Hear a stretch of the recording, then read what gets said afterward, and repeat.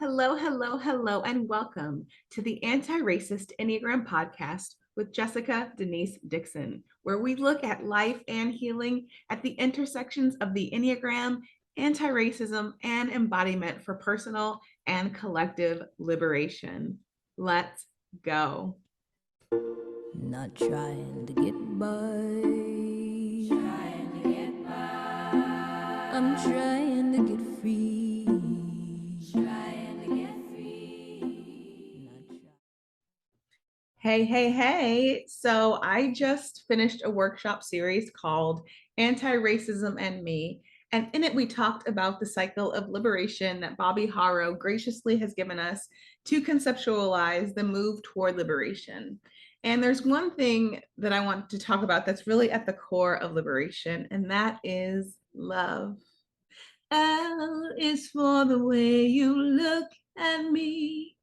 O is for the only one I see.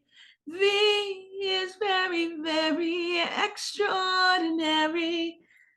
I am a big proponent of love. I'm a big proponent of love. And over the past few years, I've done a lot of personal growth work, personal healing work around grief, which is really a big thing for Enneagram 8s. Enneagram mates are conditioned to close ourselves off from being impacted by things because of the sensitivity of our hearts.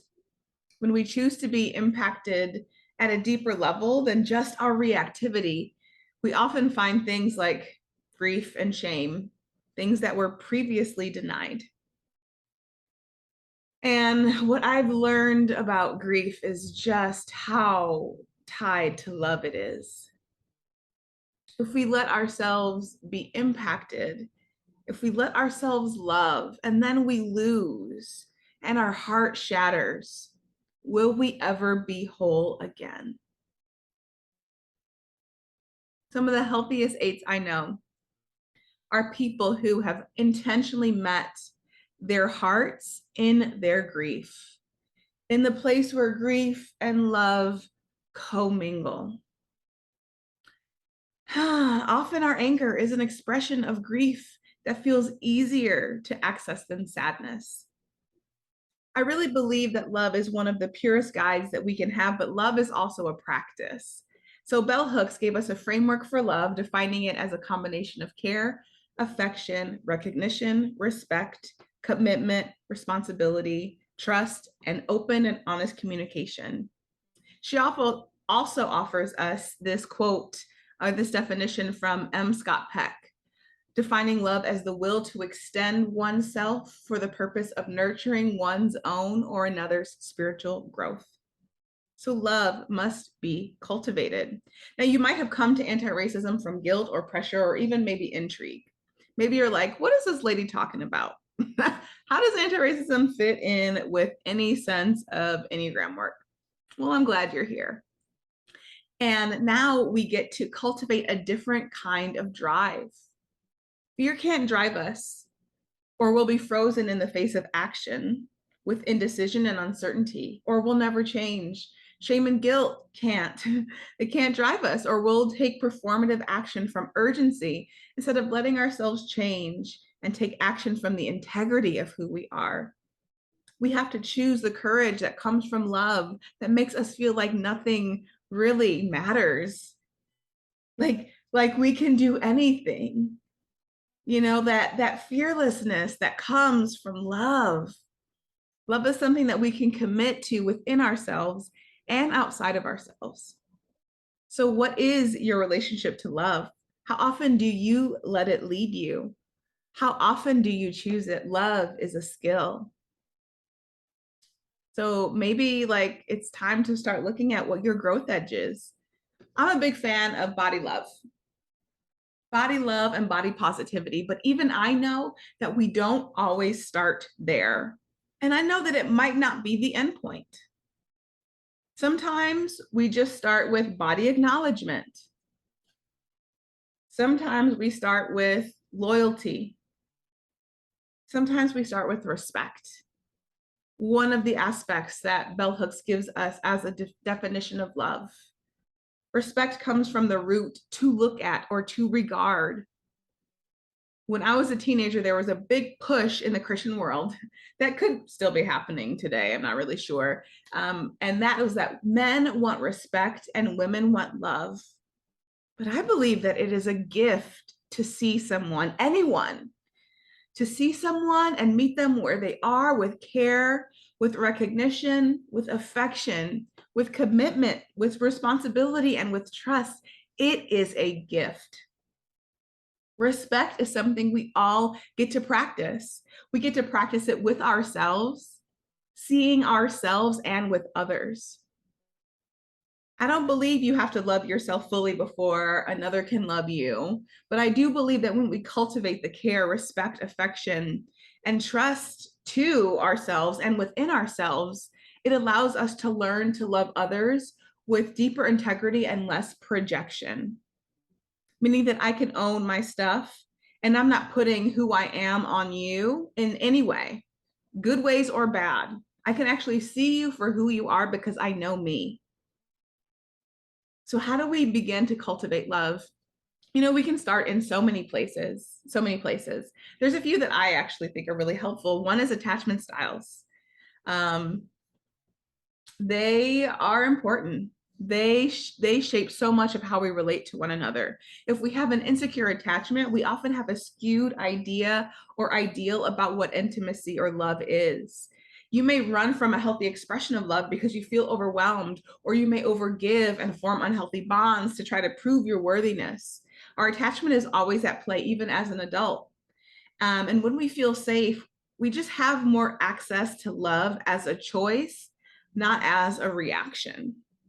If you have an anxious attachment style, you can cultivate the things that you need to feel loved by yourself, within yourself, which gives you the space to be able to ask for those things. If you're avoidant, you can practice being in tune with your emotions and expressing how you feel and the things that are important to you instead of running. Another thing is doing mirror practices. These can be 5-minute practices, 10-minute practices, where we look ourselves in the eyes, or we get in front of a mirror, we look at our bodies. In one practice, we just take in all the parts of ourselves, our skin texture, the depth of color, our eyes, our hair, and we meet ourselves there. Maybe in another practice, we look ourselves in the eyes and we say, I love you for 5 minutes over and over, or I'm beginning to love you, or I am choosing to love you. Or maybe we sit in front of the mirror and we find the parts that we would typically avoid and we look at them and we touch them and say, I love you, or thank you for being a part of me. And of course, there's always an opportunity for Enneagram work. So all of this takes looking at the things that we avoid within ourselves and holding them with tender care.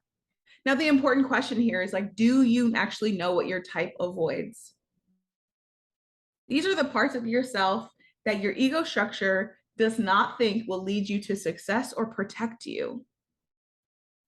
I was speaking at an event and someone was talking about their experience with the Enneagram, and they said that doesn't sound very positive. But there's a reality here that when we understand that our type is always in place, at play to protect us, we see that our type is actually not good or bad. But the ways that we protect ourselves are both beautiful and powerful, as well as limiting.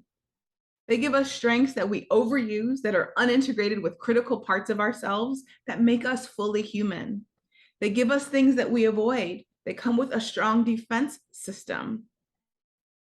So there's a beauty and a depth and a breadth and so much to our Enneagram type.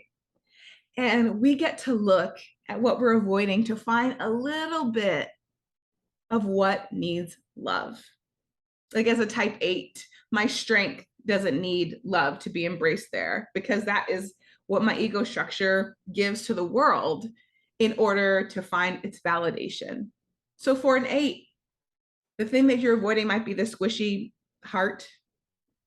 You protect it from any damage, from any hurt, any threat. For the 9, you might avoid your own mattering and your own sense of importance. For the 1, you might avoid making mistakes or just even you avoid like kind of like the fear of making mistakes, the things that make you human. For twos, you might avoid being displeasing or being seen as selfish. For three, you might avoid failure. You might avoid failure because you see it as a potential identity instead of just an experience.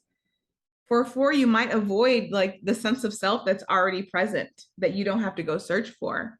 For five, you might avoid nurturing your heart and affection.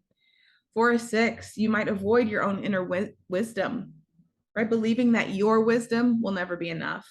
For sevens, you might avoid pain or grief. Now, all these parts that we avoid, when we're in touch with them, when we reconcile with them, they lead us to deeper self love that can support us in cultivating love in ourselves and love for others and love for our communities. So, of course, all these things are going to depend also on where we are in life, what our social positioning is in life, and how much privilege we hold, our instinctual stacking, and what healing work we've done before, and many other things. But the love that we cultivate within ourselves from a place of humanity rather than privilege or marginalization will be a core part of liberation. So, what about you? How do you live love? And what are you wanting to do more work around?